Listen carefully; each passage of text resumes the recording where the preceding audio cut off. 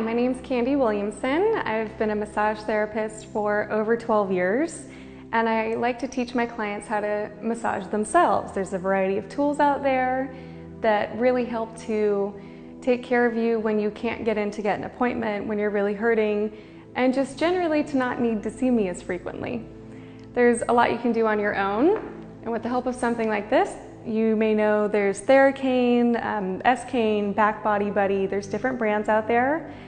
Some don't have the full S. I prefer the double hook, and I'll show you why. So naturally, when you look at this, there are pointier ends to help with trigger point, and there are rounder ends so it's less aggressive. You get to decide what feels best for your body. You're in charge, so don't do anything that you don't like. So just starting, these two little knobs are a great tool to get right at the base of the skull. Do a nice stretch, dig in here, working the cervical spine. It feels really good. Oh, I like that. And a way that you can also work like neck and shoulders without having to use the arms so much, and this is why I like the S hook, is draping a leg over. So you put this into your back.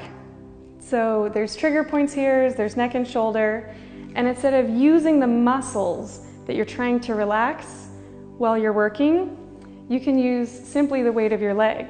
So now the muscle where the cane is at is relaxed. It makes it easier for me to massage it. This is awesome for trigger point. You can move, but move slowly. Give the muscle time to melt into the cane. Feel it, just breathe, relax. This is not a race. And you can just reposition it wherever feels best, whichever end you prefer. You can bring it over, do a little hooking action into the neck. It's really good. If you find points in the neck, right at the top of the shoulders, there's a couple of trigger points here. If you get tension headaches, this is an excellent way to release them. Again, relaxing the arm that you're using. And you can also do slow turns. Get some mobility in there, help to break that up. You can bring it lower into the back, get into the rhomboids, behind the shoulder blades. You can let this slide down the back of your shoulder blade. It feels really amazing.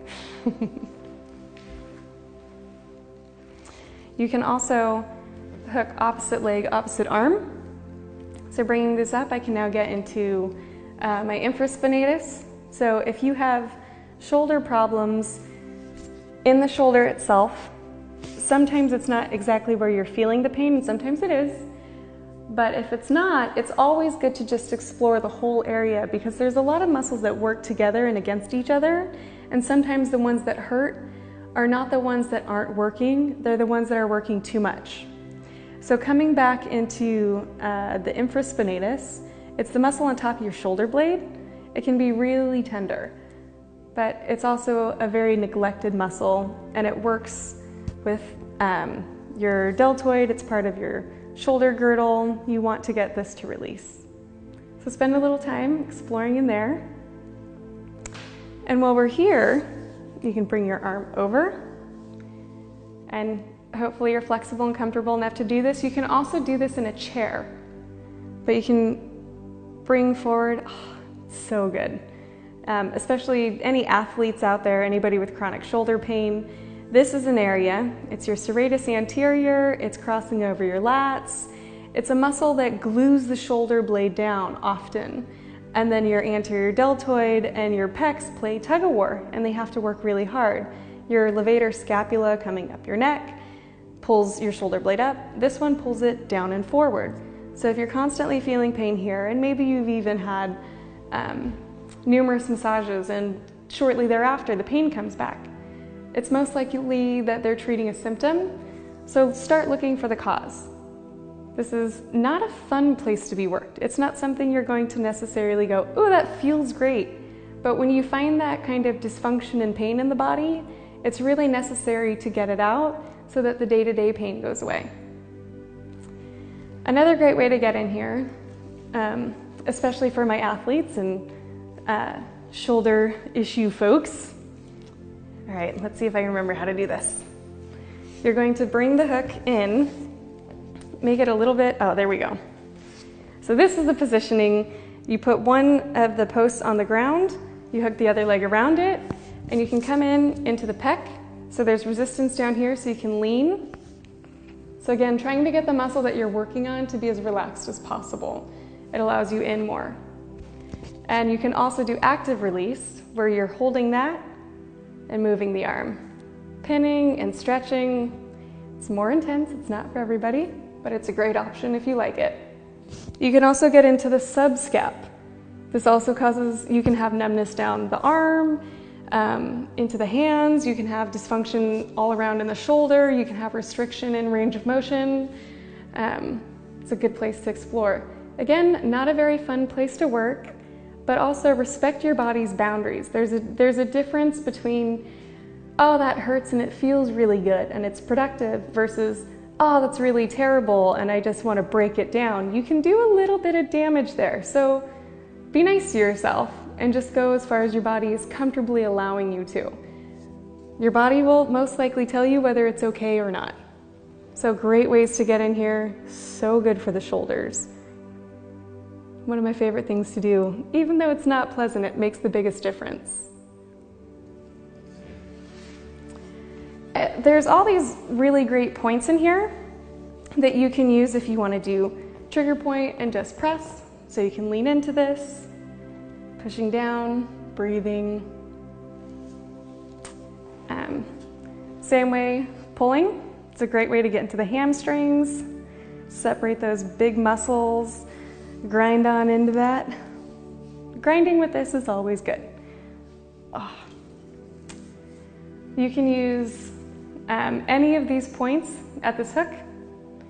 Acupressure, oh, it's intense.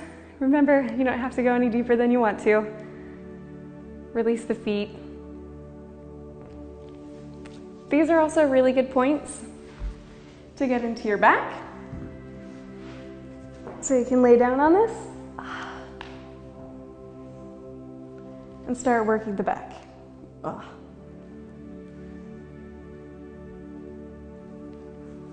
You can get creative. Use the end of the hook. So I'm using this pointy part here to get into the muscles along my spine. So we're kind of aiming in here.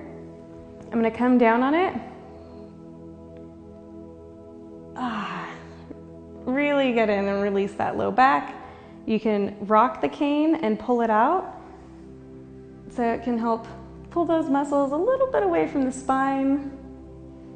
Doing some cross fiber in here. It just feels amazing.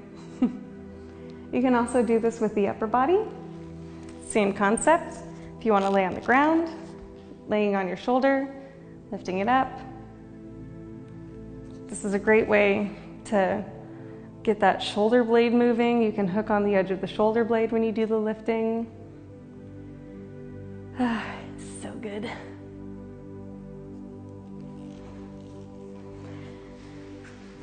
And with this, you can position it, if you like to use it, you can grind anywhere on your body, basically. So you can pin into the deep muscles of the forearms, flexing, moving the hand, moving the fingers. You can feel it pulling in there, really getting in. It's important to get up to these attachments, especially if you have tennis elbow, tendonitis, you want to get in here for carpal tunnel, you want to get all this released. If you've ever squeezed your forearms before and they're rock solid and really, you know, painful, generally numb, anything like that, it's really important to work. So those are just a few great ways to use the S-cane. And remember, you can also use this in a chair. You don't have to be on the floor to use it. So hooking, getting in, using on the neck, and really just play with it. It's a fun tool. If you're in the local Chico area, I'm massaged by Candi, chico.com. You can purchase these from my website or from my office directly, as well as they're also available on Amazon. So I hope you have fun massaging yourself.